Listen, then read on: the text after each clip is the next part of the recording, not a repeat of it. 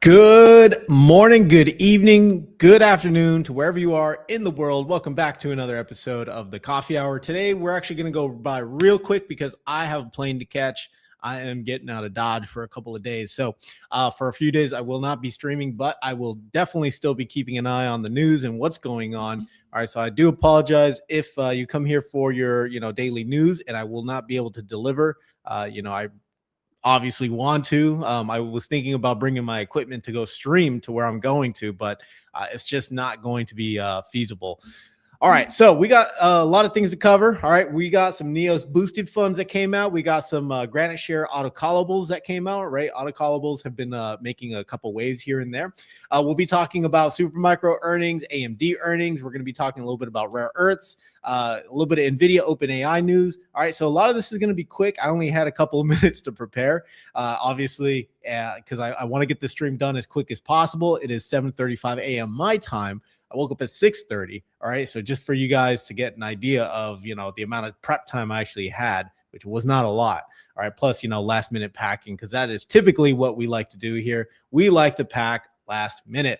All right. And just for those who are here at the moment, be sure to get your votes in. Which funds are you interested in? Neos for sure. Graniteshares looks interesting, and neither all are trash. Make sure you guys get your votes in. All right. I appreciate you guys joining me one more time for another stream. Let's get into it. All right. So let's hop over here. I got to go over there. Boom, boom.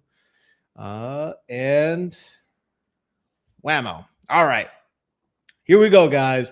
Okay. So we have the fear and greed index. We are approaching fear. Okay. As you guys already are probably very well aware of, the market has had a pretty decent sell-off, especially in the high beta names, especially in the single stocks, right? Depending on if you're in any AI names, right? Semiconductors, AMD actually had really good earnings, but guess what? It sold off anyways, right? Right now, the market seems to just be repricing everything and just looking for excuses to sell off any of the big tech names from last year. All right. So last year was a whole story, right? AI bubble at first, then it turned into the AI data center capex spend, and then, AI everything, right? Deals, circular financing, everything. So I think this year, and we talked about it last year, I think this year is going to be more investing in not investing in excuse me, whoa, I'm drawing a blank here. Investing in scarcity, not investing in abundance. Okay. And that's coming from Jordy Visser. You guys can check him out on YouTube, but he's been talking about this. He's been saying that this year feels more like an invest in scarcity type of year, right? Whereas AI, it is not scarce, right? It's not scarce. Semiconductors right now seem to be doing very well. So we don't have problems there. All right. But of course, the market is just selling them off. Anything related to AI. Although I'm surprised Palantir is still keeping up, but I won't be surprised if Palantir starts to drop. But anyways, we are in the 41 range. I am really looking forward to extreme fear because that is when the opportunities are really going to come out. Okay. We have not seen fear since about last October, around November timeframe. So, again, now we're entering into that phase and we're waiting. I'm personally waiting for peak fear. Okay. That's when we're going to see the Bitcoin continue going down. We're going to see stocks continue to sell off. We're going to hear all the narratives, recession, depression, new Fed is going to hike interest rates. And that is when I'm personally going to probably pull the trigger. All right. But of course, none of us have a crystal ball what's going to happen, but we just have to stay vigilant. Okay. All right. Going through the VIX. All right. If you guys don't know what the VIX is, this is a volatility index. And basically what this measures is volatility, right? But you can look at this as a proxy for fear and greed, okay? Or just for fear more or less, right? So we saw that it spiked to 20. Once we start getting into that 22, 25 range, I mean, that is really, really at its peak, right? That is not the only peak. We've seen it spike much higher. This was back in Liberation Day, 52. Okay, this is when it spiked. And then, of course, we have the spikes here. October, if you guys remember, the October sell-off, right? Everything just sold off. And then again in November, okay? That is still fresh in a lot of people's minds. All right, but I would recommend, like I always do, if you're, a student of history, just keep a lookout on the VIX, right? Just keep it. You will know, you'll get your best signal when you see the VIX starting to spike like crazy. All right, this is, worrisome, of course. But really we need this to go much higher. All right, at least for those that want to take advantage of cheaper share counts. All right, so SP 500, we are down 84 basis points. We're almost down a full percentage point. Not good. Okay, anytime an index moves up or down 1%, even 2%, that is a bad day. So going down 84 basis points in a single day, definitely not that good. All right, we have gold starting to make its highs. Hey, look at it. It's starting to climb right back up. All right, so shout out to anyone who got into gold. Shout out to anyone that did buy the dip. Okay, looks like gold is starting to recover. We had a, let's see, high of about 495 for GLD. So then we had that really bad dip, about 13%. So we don't have that much more to go, but year to date, still the best performing asset, 14%. Okay, whereas the S&P 500 is up just a paltry 87 basis points. Bitcoin not faring much better. Okay, we had a really nasty dip in the day down to 73,000. Now, if we break, I believe if we break that 72. All right, we are definitely heading much lower. So keep your eyes open. All right, I would hold some powder if you're looking to start positions. Although nobody can really time the bottom, right? This could jump up, spike up to 100K tomorrow. Nobody really knows. For me personally, I did pick up some additional iBit shares at these prices because I feel like, hey, if it dips a little lower, even better for me. If it doesn't and it starts to rip higher, well, I was able to buy the dip. So that was what I did for at least, Bitcoin. Here's FinViz. I haven't really covered this much, but I think it's a good graphic. We can kind of see what's been selling off. And of course, no, there's no surprises here. Technology is getting hammered. You have Microsoft down 2.87%, Oracle down 3.37%, NVIDIA down 2.84%, Broadcom down 3.26%, Micron down 4.19%, Google down 1.22%. All right, Meta down 2%, Amazon down 1.79%. And it looks like Tesla traded kind of flat. But you look at all the other ones, consumer defensive looks like it's doing really well. All right, energy doing really well. Real estate, that's kind of a mixed bag in real estate land. Utilities doing really well, right? We're moving into those, well, we're kind of past the whole winter phase, but there's still that talk that cold weather, you need energy in order to heat homes, right? So that's still out there. Plus, the growing demand, obviously, for data centers. Financials doing really well. All right, so this is finviz.com/map in case you are interested in checking this out yourself. All right, really recommend people take a look at this every now and again. Okay, so now we're going to move on to our ETF segment. Okay, we had some funds drop, some high yield funds, and I know some people definitely have an opposing opinion on these, right? Some really like high yield cover call income funds, and some really don't. So we're going to cover them anyways, because I think these are actually really interesting. These just came out. Okay, so this is from Graniteshare. All right, this is the first single stock auto-callable ETF. All right, they have one for NVIDIA because of course, and they have one for Tesla because of course, right? These are usually the two usual suspects that come out whenever some brand new ETF with brand new strategies usually comes out. They usually start with, the Mag 7 companies. So no surprise, it's NVIDIA, and they have one for Tesla as well. So the ticker is ANV. The other one I think is TNV, if I'm not mistaken. I could be wrong on that, but you guys can check it out. We're just going to do a quick high-level overview. If you guys are familiar with Calamos, all right, Calamos has been in YouTube, making its rounds. You guys can check out some of the interviews. I believe Income Architects has done a interview with them as well. Maybe Spencer, maybe Marcos. But I would check the usual suspects in that industry because they usually cover these ETFs pretty well. But you guys can check out the Calamos Auto-Callable Income ETF for a deeper dive on how the ETF actually works. I believe there was an interview from the fund manager basically saying that this ETF, what would cause this ETF some real serious stress is if this ETF had a 40% drop in a single week, right? Or a single stress, okay? Whatever that stress means, whether it's, going to zero or what have you. But it's been pumping out a pretty decent distribution yield. But we're not talking about Calamos here, okay? We're talking about Graniteshare. All right, so I just wanted to give you guys just a quick overview so you have something to relate it to. So you guys would know, kind of the mechanics of how this auto-callable and NVIDIA ETF would work. So just real quick at a high level, the Graniteshare auto-callable NVIDIA ETF ANV is designed to generate income by getting exposure to a laddered portfolio of auto-callables on NVIDIA that seek consistent income and reduce timing risk.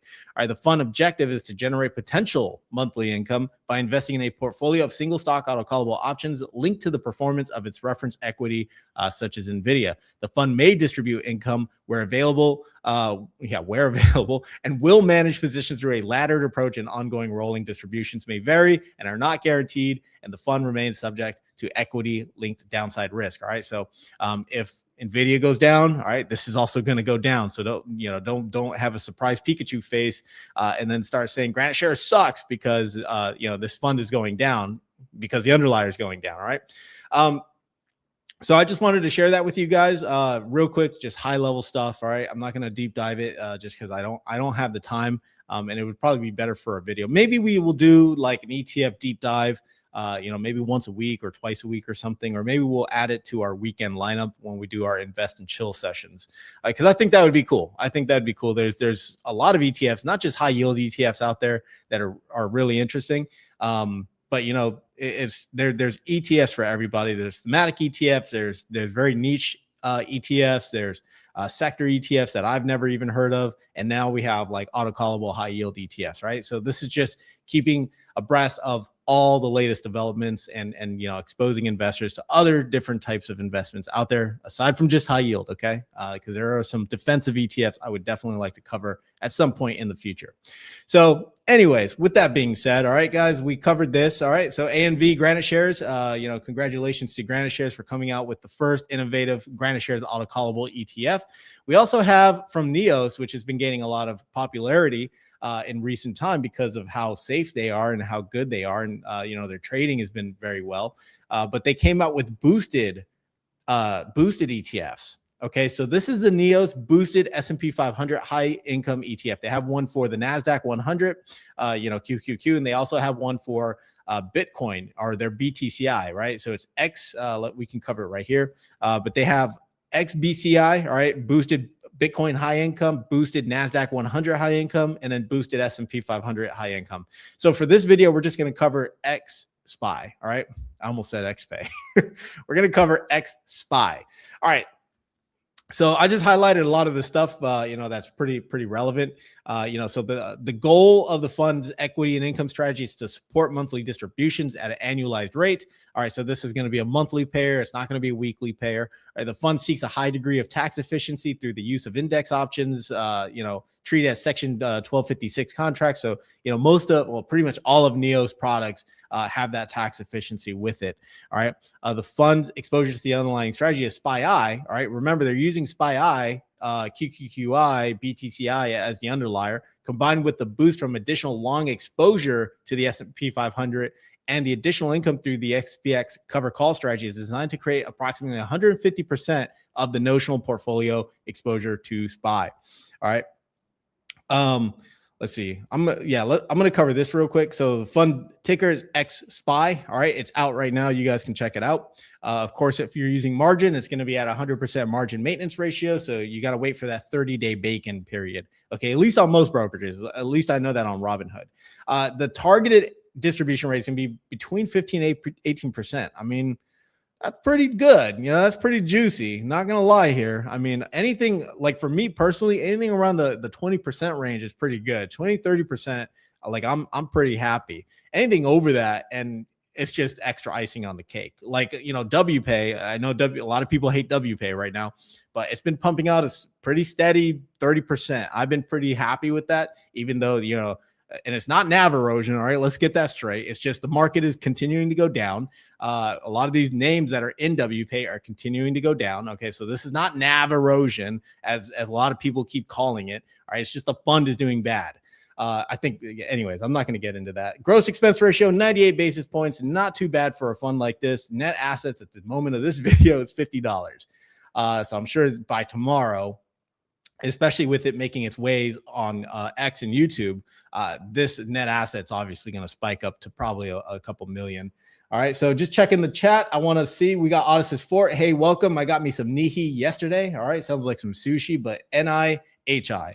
I forget which one that is. It's been a while since I looked at Neos's website. You mean Nehi? Is that the one you mean? Nehi, the Ethereum high income. And then Odyssey Sport says 15-18%. That's pretty good. They don't plan to drain it like those 30 to 40%ers. Absolutely. And again, a bull market helps, right? A bull market helps. Bull markets help these ETFs out. Oh, okay. The MSCI EAFE high income ETF. What the hell is this one? I've never seen. Is this international or something? I got to look at it. Now you got me interested. Let's see. I'm not familiar with this index. Oh, it's international equity. Okay, international equity. All right, well, there you guys go. If you want your international equity, which honestly has done pretty damn well in 2025 as opposed to the S&P 500. If you want to get some equity exposure to international while making a little bit of income, NIHI from Neos. All right. So anyways, just wanted to cover those. All right. Wanted to cover those two new ETFs or these two fund managers that just dropped these ETFs because, again, high yield is gaining a lot of popularity. I myself do own some high yield funds. I've been on the hunt. I have XPay. I've been very happy with XPay. But I've been on the hunt for probably another index-based type of income fund. The single tickers, while they're very nice and fun, a little spicy at times, I am starting to think, I should probably have more index-based cover call ETFs or some type of high-yield income ETF. At least, for me, probably add it to the core. Maybe a bigger core position. I haven't quite decided yet. All right. Maybe I'll even pop out with an BCI or whatever at some point. But Income Architect did post a really good little flow chart here, or a little infographic. So, you guys can check him out on X. Again, he pumps out a lot of good stuff with, when it comes to Neos. I would say that he's probably one of the more involved people in the Neos space, at least with their funds, because he does do really good deep dives with them. So you guys can check that out. Okay, now we are moving on to the big news. All right, we're moving on to earnings. Earnings is going. All right, so first and foremost, we're going to blow through the earnings stuff. All right, I'm not going to go too in depth with here because I'm running a little short on time here. But here we go. Supermicro Computer soars as Q2 results guidance top estimates. All right, if you guys don't know who SMCI is, Supermicro, they were pretty much everywhere last year. Supermicro, what they do is they produce a lot of hardware, server hardware. Okay, and those servers, they'll usually have some type of NVIDIA integration, maybe AMD, maybe Intel, right? And then they're placed into a data center, right? So these servers, these server racks are placed into a data center. So you can look at these as kind of like the platform for the NVIDIAs, AMDs, Intels, right? The problem that SMCI ran into last year and the years before was that they ran into so Hindenburg Research, which is pretty famous a short research company. They basically do these due diligences, these deep dives on why they would short some of these companies. Supermicro was in their target, was in their crosshairs at one point, and it turned out that they were basically cooking the books, right? So then they had a huge short position. SMCI sold off like crazy after it came to light. SMCI went through some very turbulent stuff last year. They had one of the top 4 accounting firms actually quit doing their books because of how bad it was, and then Supermicro hired someone else. It was just a really bad time for Supermicro, and they had really bad earnings reports, and the pressure just kept piling on. But it looks like they did really well in Q2. Let's see if they cook the books again, but Supermicro Computer shares rose 8.5% in extended trading on Tuesday after the artificial intelligence server company reported second quarter results and guidance that topped missed Wall Street's forecast. All right, for the period ending December 31st, Supermicro said it earned an adjusted 69 cents per share as revenue more than doubled year over year to come in at $12.53 billion. Analysts had expected the company to earn an adjusted 40 cents per share on 10.43 billion. Okay, and this is coming directly out of SMCI. With our leading AI server and storage technology foundation, strong customer engagements, and expanding global manufacturing footprint, We are scaling rapidly to support large AI and enterprise deployments while continuing to strengthen our operational financial execution, said Supermicro CEO Charles Leong in a statement. Our DCBBS data center building block solution enable customers to scale faster, greener, and at lower cost. Supermicro is well positioned to capture the next wave of AI and IT infrastructure demand. All right, so they had a really insane run up. I mean, you guys can see right here. I hope you guys can see that. But you see that huge spike right there. That they were all in the news. Everyone was buying Supermicro. There's a couple of YouTubers I used to follow that were buying Supermicro at these levels and telling their audience, "Oh yeah, you know, this is a generational wealth building stock. This is going to be the stock that really changes the course for everyone." And then it promptly sold off right there. And it looks like it has not recovered. And I am a bear when it comes to Supermicro. The great hardware, great technology, everything that the company, as far as the actual company, the hardware, the product that they're selling is actually phenomenal. I used to work on Supermicro computers. I used to build them. So I know the quality that these things have, but the company's just doing a lot of shady crap. And that is the thing that I don't like, right? That's why I never touched SMCI. I would never put money into SMCI. So anyways, I just wanted to share my thoughts. I try to be objective when it comes to this stuff and not try to have a bias, but man, when it comes to Supermicro, I just get irritated every time I see them in the news. All right, so and it's because a lot of people got screwed, right, by people pumping this stock up, and which is not really a new story, I guess.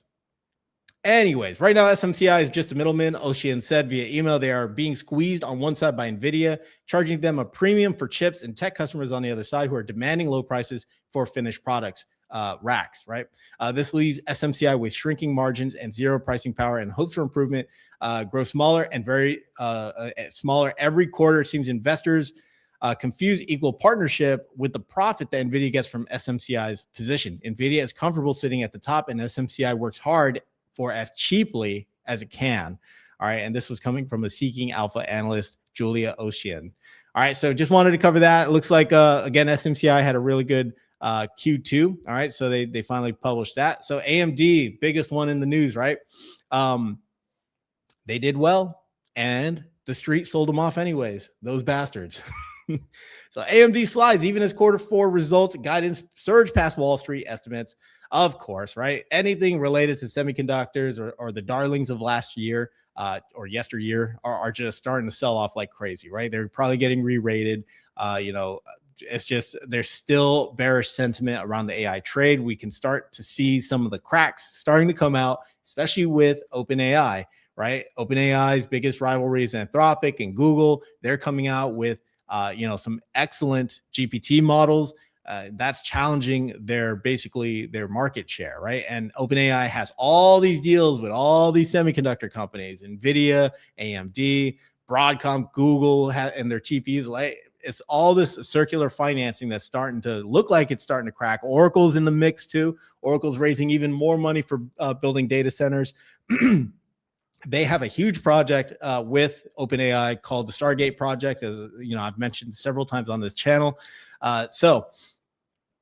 Anything related to semiconductors, chips, Openai, anything with that seems to just be getting sold off. And I will not be surprised if, again, Micron, SK Hynix, and Samsung, they lead the next wave of this theme of this story, but they'll probably have their huge sell-offs, in my opinion, because if you look at their stock price, they've been climbing like crazy. Anyways, we're supposed to be talking about AMD. Let's talk about AMD. AMD shares fell around 4% in extended trading on Tuesday, even as the Dr. Lisa Su-led company reported fourth quarter results and guidance that were well above Wall Street's forecast. All right, for the period ending December 27th, AMD said it earned an adjusted $1.53 per share as revenue rose 34% year over year to $10.27 billion. Data center revenue rose 39% year over year to $5.4 billion, aided by its MI300 AI accelerator and its Instinct and EPI processors. Analysts were anticipating $4.97 billion in data center revenue.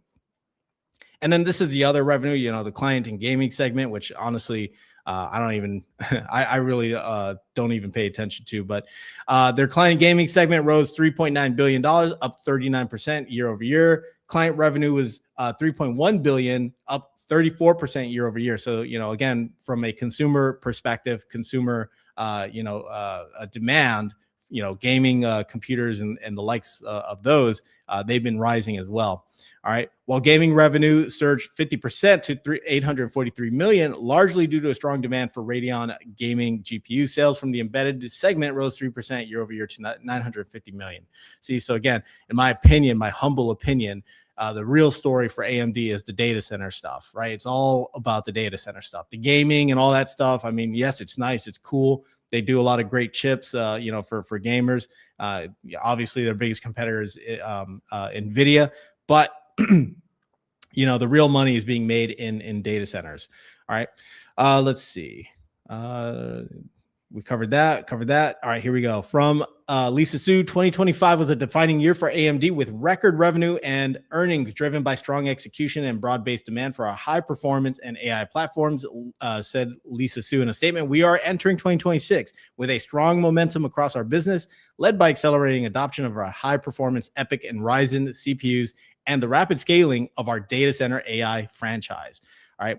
If you guys recall from last year, AMD has been on this really large M&A, spree, just acquiring so many companies that have to do with AI infrastructure. So I don't have the list of AI companies, but I mean, we could pull it up real quick. Shouldn't be too hard.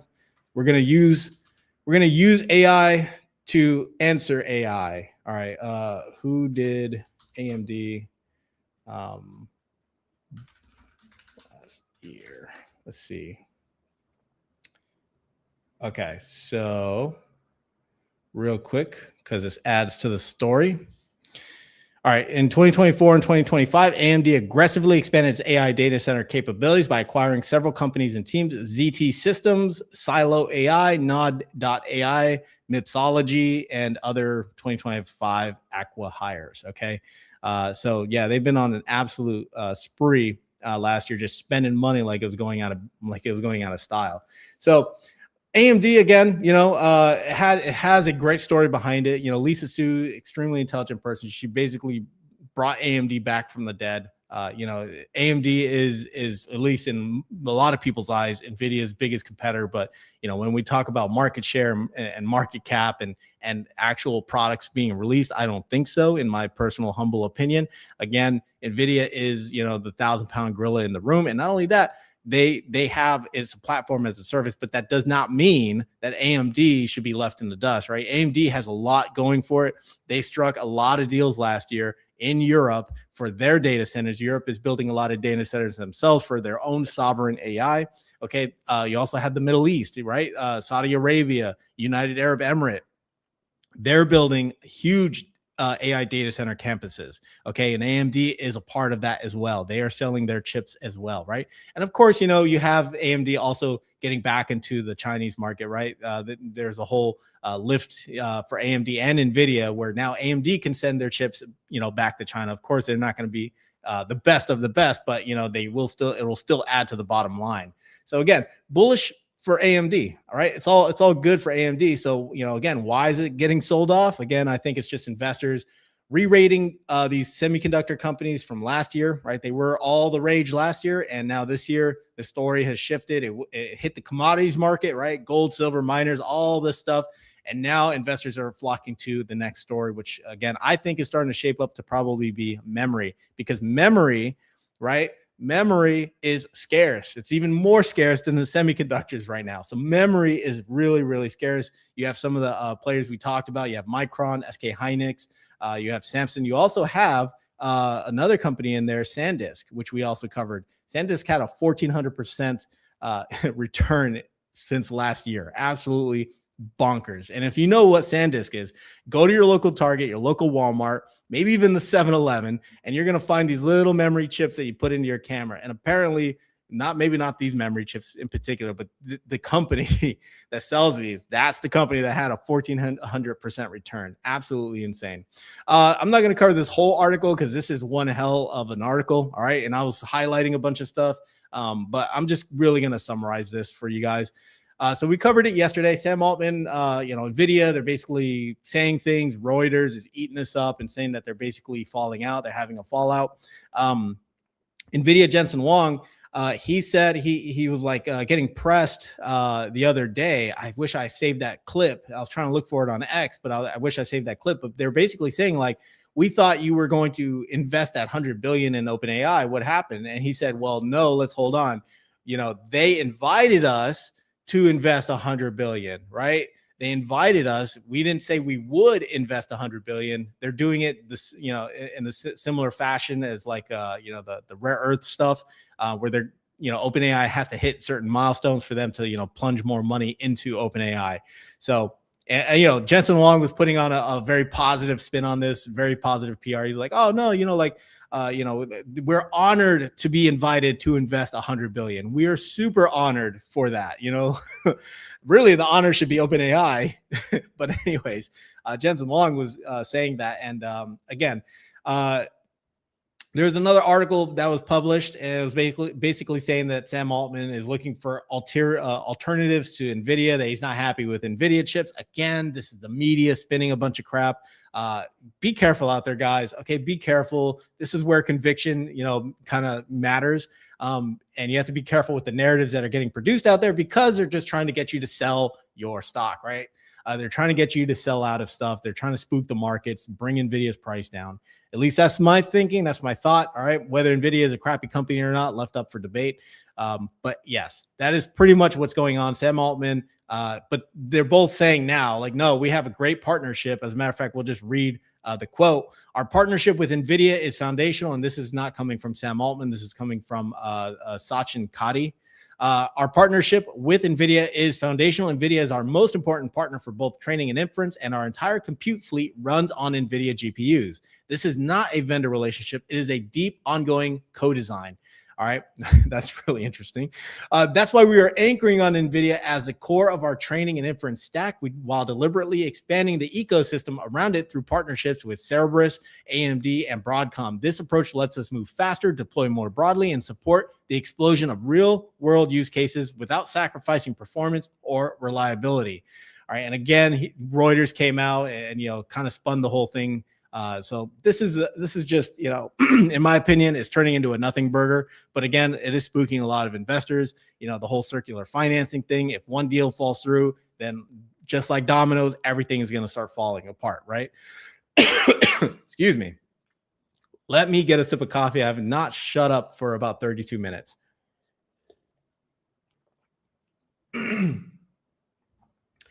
Okay. I see from Odyssey Sport, Scammy Sammy, Sam Altman. I mean, he's been begging a lot of people for money, man. You know, if I had OpenAI shares, like if I was still what do you call it, an accredited investor, if I still had my accredited investor status, I would still probably have put money into OpenAI. Definitely would have put some money into OpenAI, because if they do become public, it'll be interesting, right? Same thing with Anthropic. Real quick, hey G bro, what's up, man? Good morning, evening, all. Hey, welcome. All right, always appreciate you joining the chat. All right, we also have from Super Straight Guy, companies have big earnings but sell off. That is a trend since the last 2 years. Definitely, as far as I know, yeah, that's true. At least for 2025. Well, it was like the second half of 2025, right? And the reason is because companies or investors are betting on good earnings. They'll ride it to the top, they'll sell into strength, and then it'll dump, right? It'll dump right after. I mean, it's just a pattern like that. That is, it's not hard to guess at that. Going back to our earlier segment, we're talking about XBCI, the new NEOS Bitcoin boosted income fund. That one is scary.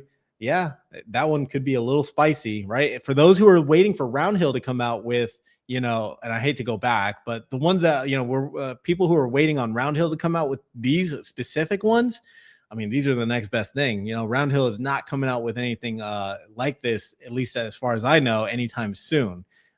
So, because right now leverage ETFs just are not all the rage at the moment, but leverage index funds could be, in my opinion. All right, anyways, moving on. We're gonna skip this because I'm, again, running really tight on time. Let's see, 4 minutes. You know what, let's listen in on this. Let's bring in our next guest. We rely on him a lot for his insight and expertise on almost everything AI related. It's good to have you. Alex Kantrowitz, of course, is here. Okay, no controversy, right, according to Jensen Huang, but friction, no?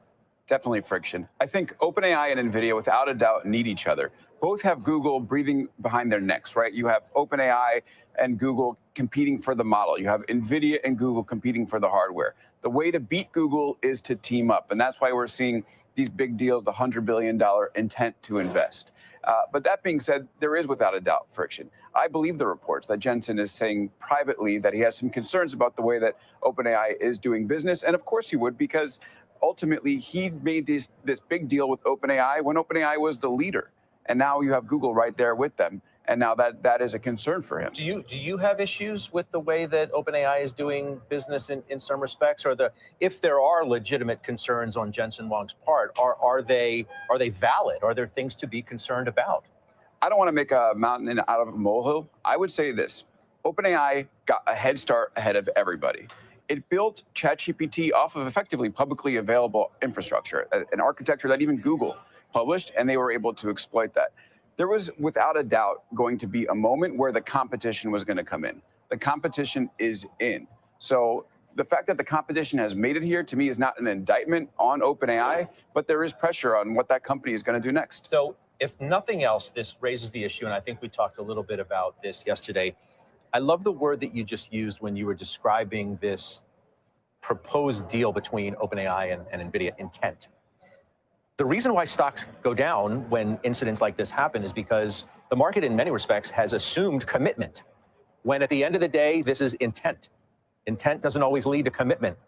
We almost need it to justify where these stocks have traded and the benefit of the doubt that investors have given, no? Oh, absolutely. And by the way, that's the biggest change I've seen in Jensen's language. The press release that NVIDIA put out when this all began was that the company intended to invest up to $100 billion.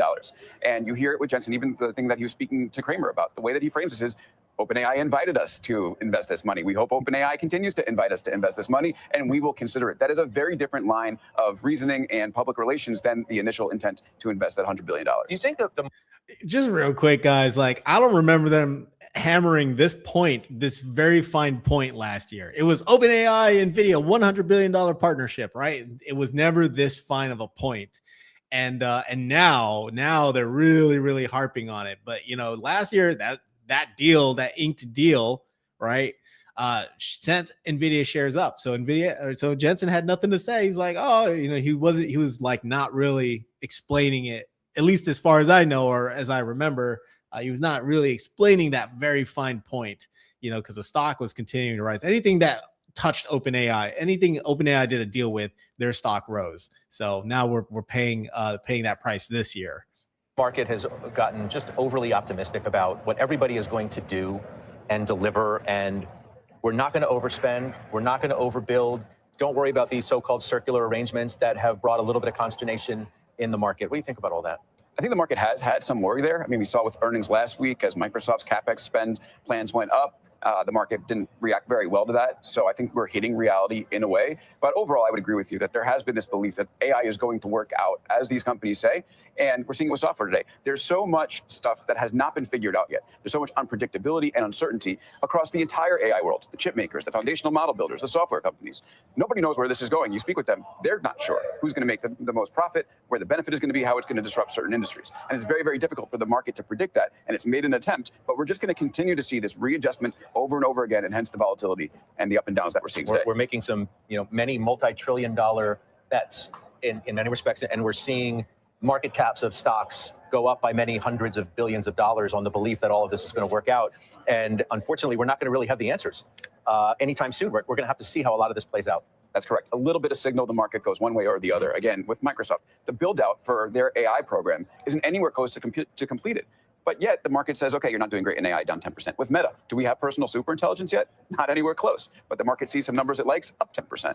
And I just think we're going to be stuck in this cycle for at least the next year, where the market is going to see little signals and make big decisions based off of it, where they don't fully tell the entire story.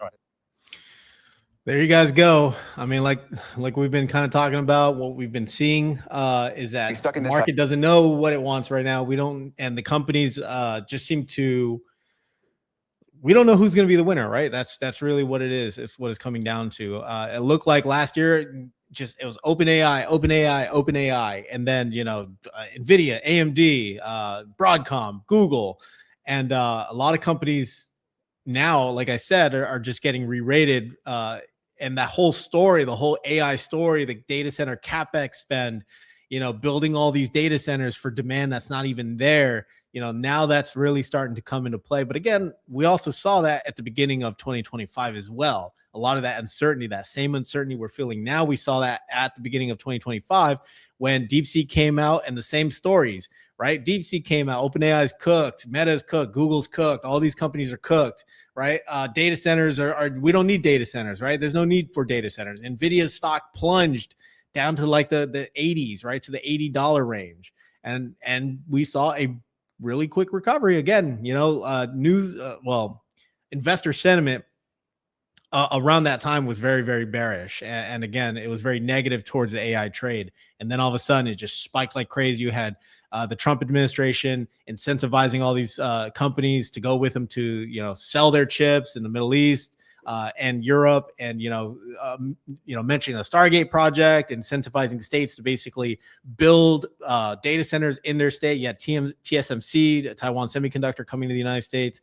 You have all these fabs getting built. So again, are we going to see that same thing happen this year is my question.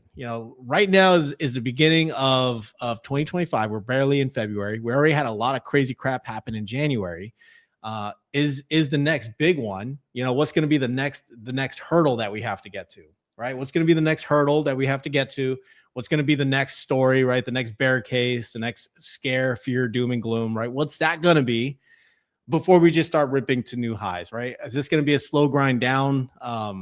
We have a new Fed. We still don't really know what his intentions are, or at least what his insights are. We see like older videos, older interviews of this new Fed, pick Kevin Warsh. So, he's typically been a monetary hawk. There's a few videos saying that he's bullish on crypto, bullish on Bitcoin. Again, left to be seen what's going to happen, because the whole story for the last couple of months, why gold, silver, the metals are rising is because of, why gold specifically was rising was because of the dollar devaluation. But he would typically want a stronger dollar, right? The central bank, Warsh, so we're going to see, man. This is going to be one hell of a year, guys. This is going to be one hell of an interesting year. And you know what? I'm all for it. It's going to be bumpy. It's going to be scary. It's going to be very volatile, but I think this is where you need a lot of conviction. All right. Going back to some semiconductor company, we have Intel in the news. All right. CEO says company will build GPUs. So now you have a new competitor coming into the space, right? Their stock was pretty much saved last year when Trump, announced, the 10% stake in the company. So that pretty much saved them, in my opinion, because they were a dying company. There's no doubts about that. Intel CEO Alip Bhutan said on Tuesday that his company will build graphic processing units in hopes of providing another competitor to industry giants like NVIDIA and AMD. So maybe in 2030, we see that Intel becomes the most valuable company in the world. I just hired the chief GPU architect, and he's very good. I'm delighted he joined me, Tan said, according to Reuters, at the Cisco AI Summit. All right, so he hired the GPU architect is Eric Demers, who joined Intel after a long stint at Qualcomm. All right, Demers publicly confirmed his move on LinkedIn last month. So Tan also weighed in on Intel's foundry business and said a couple of customers are engaging heavily, adding that the interest is around Intel's 14A manufacturing technology. So we'll see if this is going to be bullish for Intel, what kind of graphic cards they come out with, what's going to be the aim. Because again, Intel is still going to be needed regardless. Intel is still going to be needed, maybe not so much in the data center, story, but in consumer devices, right? Consumer laptops, desktops, etc. Those things still need Intel chips, right? We don't have really mass adoption of strict GPU builds, right? Because GPUs are freaking expensive. So we don't have that yet, but that is coming. NVIDIA does have a strictly GPU based, laptop, if I'm not mistaken, or it was a desktop. It was one of the two that, consumers can purchase. So we'll see if this is going to be bullish for Intel. Again, there's been a lot of controversy with Intel last year. You had the Trump administration. Well, you had Trump basically just bashing Lip-Bu Lip Bhutan, saying that he was basically aligned with China, and then all this other crazy crap started happening. And then they had a meeting, and then all of a sudden Trump flipped the script and said, "I love Intel, great American company. Let's put 10% in there, right? Let's get a 10% stake in Intel." Again, it's the Trump administration choosing the winners and losers. Which we also have more news about, right? USA Rare Earth eyes $3 billion plus funding to accelerate plans, CEO tells Bloomberg. All right, we talked about USAR yesterday in a Fox News, a Fox Business interview. And, Barbara, the CEO, was basically saying how the stake from the United States government is an economic interest in their company. But the company, USAR, yes, still needs to hit certain milestones in order to get that funding. So it's not just a blank check that they're going to get, which, is honestly probably a better thing. But anyways, let's go into this. USAR has more than $3 billion in potential funding, including as much as 1.6 from the U.S. Commerce Department for its plans to build a domestic rare earth and critical mineral supply chain. CEO Barbara Humpton said Tuesday in an interview with Bloomberg, the defense sector knows that they need to choose different sources of supplies from China. The CEO told Bloomberg, the conversations we are having today say that they are willing to make commitments years from now in order to ensure that supply.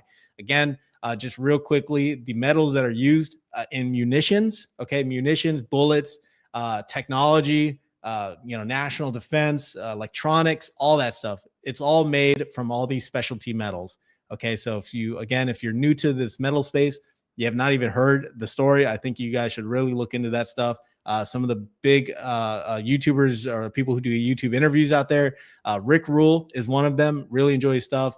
And then you have Friedman. What's his name? Kevin Friedman, I think. Hold on. I don't want to steer you guys wrong. I always get him mixed up. Friedman Mineral C. Yeah, Kevin Friedman. Is it? Yes. Kevin Fried. Wait, God, I'm losing my mind over here. Hold on. Is it Pulse? Yeah, so he runs Pulse Energy. Let's see. I'm pretty sure it's Kevin J. Friedman. Anyways, once you start digging into that area, another person of note that you guys can look up, hear his interviews is Eric Sprott. All right, so again, if you're interested in the commodity space, definitely something to look into. All right, the federal funding is subject to achieving milestones, and private backing is still not firm, but the funds would allow the company to accelerate its plans and allow its round top deposit to come on stream in 2028. So these projects are not going to happen tomorrow. It's going to take a couple of years. You could be early, right? You could be early, or something happens between now and 2028 and the stock just caters, right? In 2025, we saw that the stock rose 100 and something percent, right? It was 100 and something percent for USAR. And again, if you believe in this, government super cycle, right, is what I'm calling it. If you believe in the government super cycle where, the government is working on reshoring a lot of this stuff, then, something like a US based mining company could make sense for that story, right? We'll skip this because I'm running really short on time. So this came out. All right. So again, for anyone who's interested in the commodity space, this is coming from Gold Telegraph. U.S. government-backed mining investment fund has agreed to buy a 40% stake in Glencore's copper and cobalt project. All right, this really went kind of unnoticed. So I had to check exactly what this is, right? Who's Glencore's copper and cobalt, right? So look this up. Came to a Reuters article. Glencore in talks to sell 40% stake in DRC mines to a U.S.-backed consortium. So Glencore is in talks to sell a 40% stake in its copper and cobalt operations in the DRC, the Democratic Republic of Congo, to a U.S.-backed consortium in a deal valuing the assets at about $9 billion, including debt, it said on Tuesday. All right, keywords, copper, cobalt. Okay, we've talked about copper being the next big metal that's going to see a lot of inflows because of the demand, right? There's not enough supply of copper, okay? So that is something people should really keep an eye on. The Orion Critical Mineral Consortium Orion CMC, led by private equity fund Orion Resource Partners and the U.S. International Development Finance Corporation, is seeking a combined 40% stake in Glencore's Mutanda Mining and Komodo copper company, all right, KCC projects. The potential stake sale comes as Rio Tinto is in early talks to buy the Swiss miner and trader in what could create the world's largest mining company with a combined market value of more than 200 billion. All right, Rio has until February 5th to either announce the firm's intention to make an offer or walk away, though the parties could request an extension. Copper producers increasingly want to share the risk and cost of projects and have been looking for partners. The sector has also seen a jump in mergers and acquisitions. I had to check who is the actual backing of this, right? Is it the Trump administration? Is it the Commerce Department? Like, who is it? And it is the USDFC. So the United States International Development Finance Corporation. So they are backing this deal, or they want to have a stake in this deal.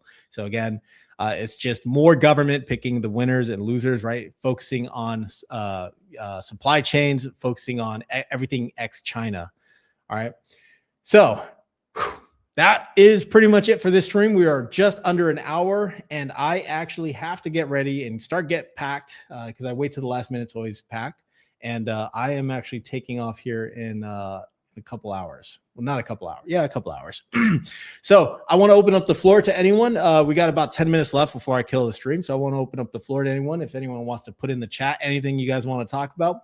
Hope you guys enjoyed the stream. All right. There was it's really quick, down and dirty. And I usually start at 8, but I had to start a little early because again, I have to catch this flight and I don't want to miss it. So the floor is open for anyone who wants to chat.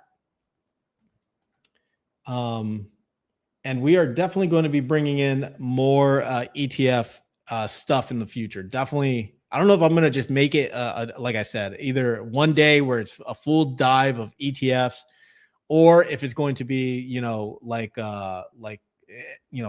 either a full day of ETF deep diving, or maybe I'll add a segment in each of every day, right? Every day that I do a live, we'll look at, an ETF. I'm kind of undecided. I mean, really, it's whatever you guys like. Like, I like talking all this stuff for the most part. Just don't make me do ETF comparisons. Please, for the love of God, don't make me do ETF comparisons.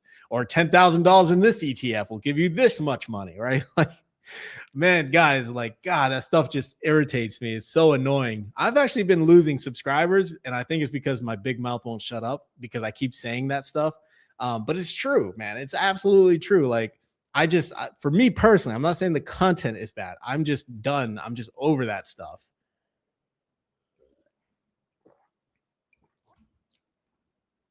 All right, let's check X to see if maybe there's something we can cover real fast.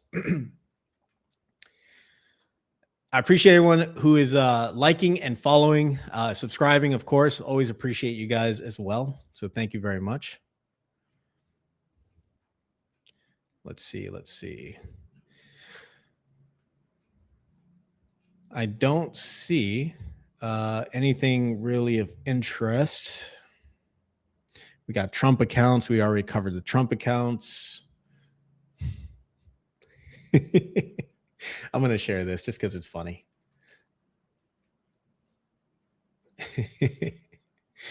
Portfolio down 95%, mental health unstable, relationship a grok girlfriend, life saving $0, stress level high. But you know what? This is fine. This is fine. I can do this. I can do this every single day. It's scary, guys. I'm not going to lie. It is scary out there. What's happening out there is just, oh my God. That is so crazy. We got to see this. This is how crazy AI is getting, guys. Like, we're going to have AI in movie theaters soon. All right. Check this out. This is John Wick. Oh, hold on. I got to beat this. I don't want to get a nasty gram. Look at this. This is the real AI slop right here. Look at this. This is amazing.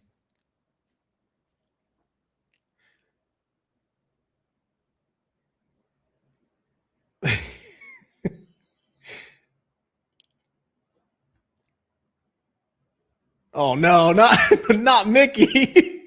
Not Mickey. Come on.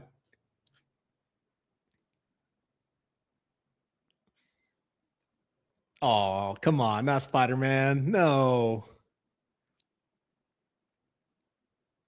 Bro, this is insane. No. No. Not Donald. Bro, Wick. Oh, is that SpongeBob? Oh my God. Bro, John Wick is rated E for everyone. Everyone can get it. Everybody can get it. That is absolutely insane. But this is AI, man. Like this is why GPUs cost so damn much and why RAM costs so much. Okay, well, we're getting a little weird here. Yeah, this is an older clip from Ray Dalio saying that, you know, gold should be 15 to 15% of your portfolio. He's been a huge bear bear is the wrong word. Bear is probably the right word. Critical. He's been very critical of U.S. monetary policy for a very, very long time. As long as I've been following him, he's been extremely critical of U.S. spending and just the fiscal irresponsibility that the U.S. has. And if you guys have ever read his books, you know, Principles is one of them. The Changing World Order is another one. How Nations Fail, I think, is another one. But he's written some really excellent books. People clown him and say that he's usually saying the same thing, but he did a really excellent video on the Changing World Order. And he did this video back in 2020, I think 2020 or 2021, if I'm not mistaken. We can search it right now. And basically he was talking about it's all coming, like what he spoke about then is what's happening right now. And it's happening between the United States and China. Ray Dalio. I think, yeah, this right here, the Changing World Order. I think people would get a lot of value watching this video. It's 43 minutes long, but it keeps you from reading the book. All right. The Changing World Order.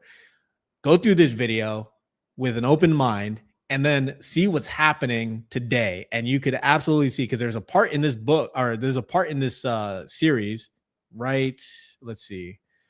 Oh man, where is it? He always, like, he kept showing it. So he talks about trade. He talks about how the British Empire fell. Several empires have fallen over time. Right now, the U.S. is that empire that could potentially fall, right? And then maybe we'll have the Chinese rise up, right? And then change the the currency, right? Change the world reserve currency off the U.S. dollar, because it used to be the British pound. All right, man, where is that graphic? Let's see. So yeah, the United States is all over the place, and then you had the world getting a little worried about that. Blue versus red. Oh man, yeah, borrow, borrow, borrow. Yep, this is America right here, right? This is America. Damn, where is that graphic? Yeah, years of empire peaks and falls. And he's basically attributing that this is America right now. Dang. I really wish I could find it for you guys. I don't want to take up too much more time here. But yeah, like I said, fascinating, absolutely fascinating video. And it gives you really, it helps you understand what's happening today, right? Why the Trump administration is doing the crazy crap that they're doing. Reorienting the world order back to baseline, where the United States is at top, basically punking other nations, you know, like saying we're going to take Greenland, you know, like, but this is why, right? This is exactly why. United States hegemony, United States influence has been waning in the last couple of years. Yeah, he talks about the big cycle right here, right? So you had the Dutch, right? The Dutch was pretty much all over the world at one point in history. Their empire, large trading partners throughout the world, and then they quietly fell off. And then you had the British Empire rise, right? No sun will set on the British Empire, right? That was the phrase way back when. And then, you know, as the British reached peak power, everything traded on the British pound. They had the East Indian Trading Company. They traded with India.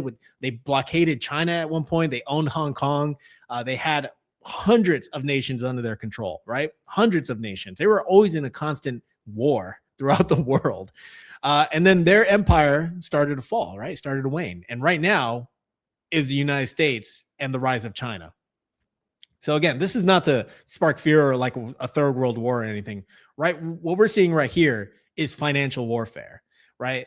You had the tariffs being placed, right? That basically reoriented a lot of trading. And then you had, you know, the Davos meeting just happened, right? You're having some longtime U.S. partners, trading partners, allies, whatever you want to call them, starting to, you know, side with the Chinese because the United States is alienating them. But again, the United States is trying to reorient where the United States is on top and not losing a whole bunch of money and not spending a whole bunch of money, not losing influence. So, and you saw this stuff with Venezuela, right? The United States wants control of that whole hemisphere. And, you know, again, what does this all have to do with investing, right? What does this have to do with investing? Why does this even matter? This is all like, you know, very macro stuff. Well, it influences a lot. You understand why certain companies, like we're seeing, you have the Trump administration picking the winners and losers. You see why they're reshoring, right? To get themselves off of Chinese supply chains. We saw that with the semiconductor space. The United States, because semiconductors, you know, not all companies, but some companies would actually get some of their semiconductors finalized in Vietnam.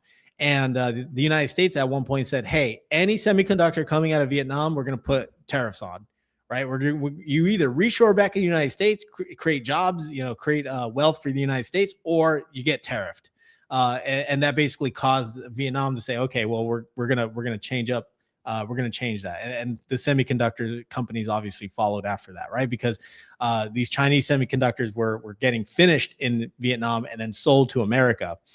So it looked like it was coming from Vietnam, and Vietnam had a lower tariff rate.